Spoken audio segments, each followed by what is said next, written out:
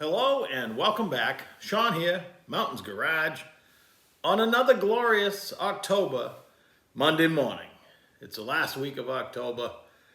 The saying Halloween afternoon into evening is going to be in the mid 70s up here in Maine. That's okay.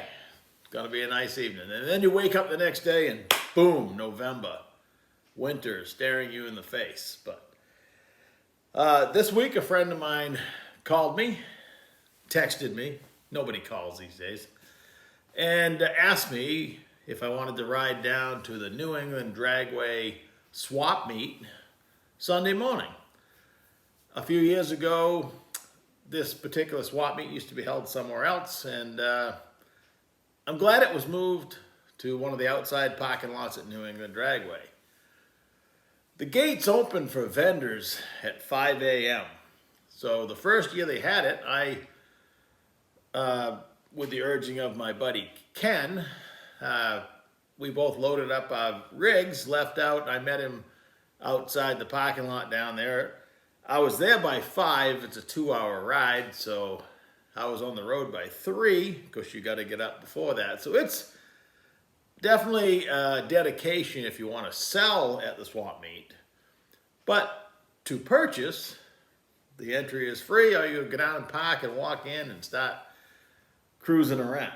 The best part was my buddy picked me up right here at my house. I was chauffeur driven. We stopped for snacks both directions, and I was home by noontime. So that's pretty awesome. If I had to write a dating profile these days, fortunately I don't, but it would probably go something like I'm most comfortable in old work clothes, industrial parks, and being amongst my people at swap meets. It was a beautiful day yesterday morning as well. When I left the house at 6 o'clock in the morning, it was 36 degrees out. I had on sweatshirt, and a winter coat. My buddy only had a thin sweatshirt on. He suffered a little bit more than I did. And the sun was almost horizontal one direction. So we went to the edge of the swap meet and tried to work. So most of the time we weren't looking into the sun. Not complaining, but it was really bright. So in no particular order on the table, but in the order I bought stuff, we both went down with money in our pockets and not specifically looking for anything, but you know it when you see it. And there was definitely a lot of stuff for sale, a lot of vendors. So I'd say the size was about right. We have some in the fall, spring and fall, especially the fall swap meets here in New England that are so big it takes you days to go around them. This one here we could get around in a couple hours. That gives you time to go back and, maybe make an offer on something that you were, undecided about if it's still there. So I'm glad my buddy remembered to bring a wagon. I brought a tote bag, but I didn't buy that much stuff. It wasn't that heavy, but you never know. He had his little wagon. I volunteered to yank that around, put our drinks in it and stuff, and off we went. So, first table. I bought a Hearst, 7 or 8 inch straight handle. This is my favorite go-to handle. I have quite a few of them already. On eBay or any place like that, or most any swap meet, these are $50 minimum up to $80 to $100 just for this little short one. All the other ones just like this at the swap meet were $50 and up. I paid $15. I have kind of my policy in my head that items $20 or less, I know the vendor had to pay $35 just to get his spot, and it's not worth haggling too much, depending on the item. So if it's $20 or less, I'm probably just going to pay it. It usually surprises people. Maybe I should try. In the past, I might have haggled down a couple dollars, but I don't want the guy to have to make change and whatever. So I paid the full $15 for that handle. That's awesome. Put her out of the way. Next, this beautifully crafted tank.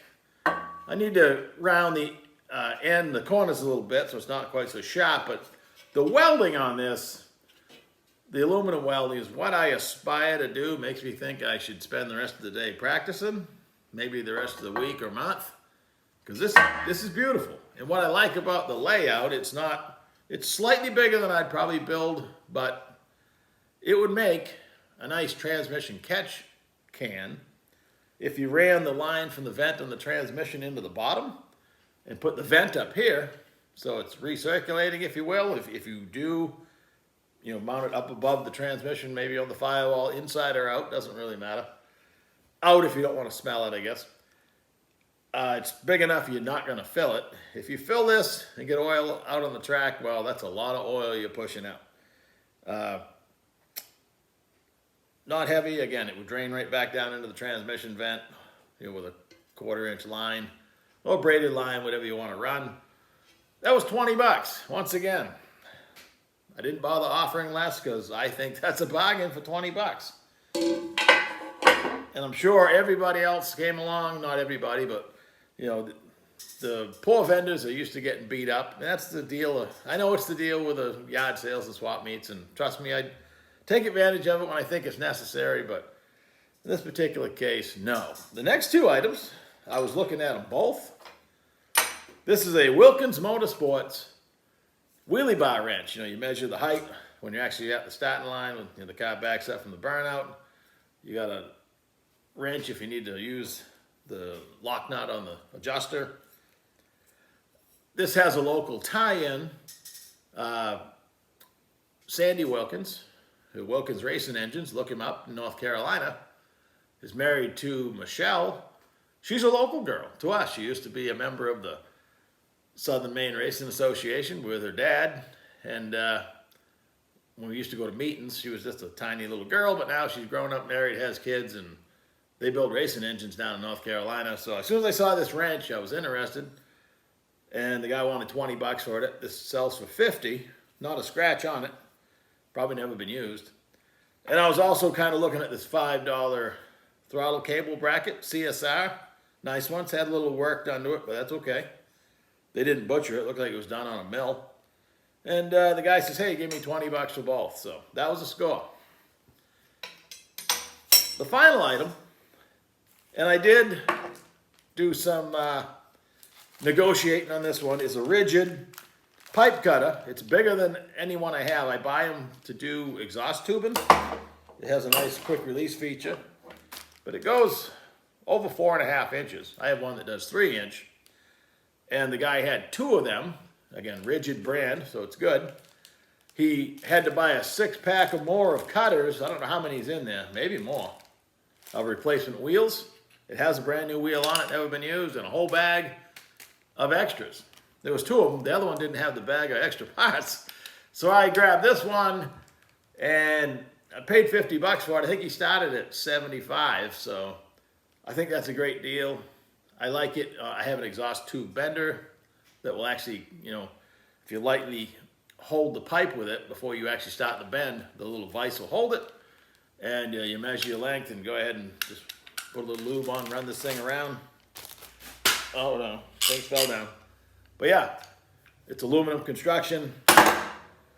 It would be many $100s to buy that. I'm sure probably the cutters are probably what I paid for the whole rig, so I was definitely happy with that. The final item that I bought is not automotive related at all, but I love all things Halloween. I used to have a plastic semi version of this that said keep out and it had a scary face on it. This has a bat. I don't really want, I'm not one to post keep out signs anywhere, but it came with it, and I'm probably hanging on an old tree out in the woods. For $5, I couldn't pass it up, and by the looks of this guy's table, he was probably going to have trouble earning his $35 back, because he didn't have a lot of stuff, and, now